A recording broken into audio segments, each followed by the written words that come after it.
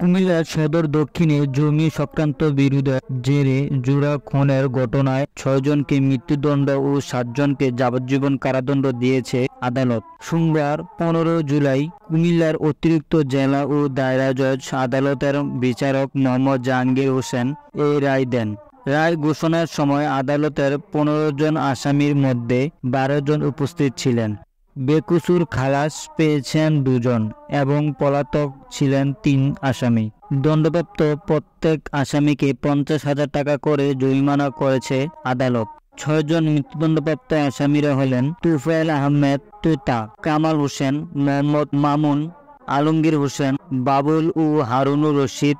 ৭ জন যাবজ্জীবন সাজাপ্রাপ্ত আসামিরা হলেন হায়দার আলী, আব্দুল মান্নান, জামাল হোসেন, আবুল বাশার, জাকির হোসেন, আব্দুল কাদের, আব্দুল কুদ্দুস।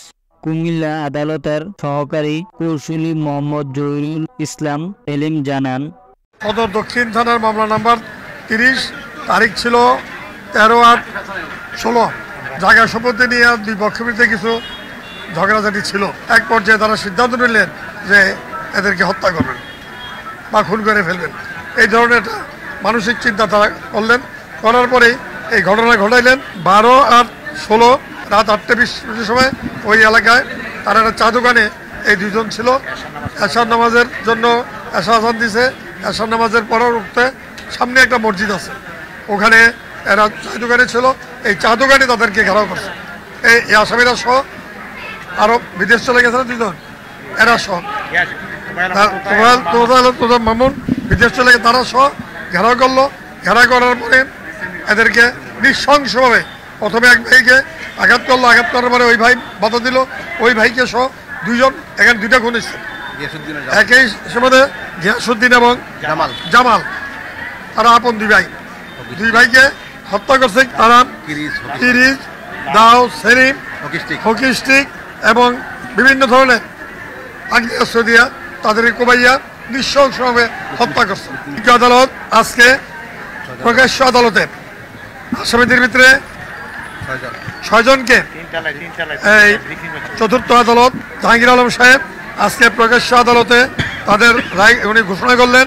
এই ঘোষণা অনুযায়ী আসামি তুফাইল আহমদ সহ ৬ জনকে আপনি মৃত্যুদণ্ড দেন ৩০২ এবং ৫০,০০০ টাকা জরিমানা করেন। আসামি প্রাপ্ত হইলেন তুফাইল আহমদ, কামাল হোসেন, আলমগীর হোসেন, মামুন, বাবুল, হারুনুর রশিদ। ওনাদের প্রত্যেকের মৃত্যুদণ্ড এবং ৫০,০০০ টাকা জরিমানা।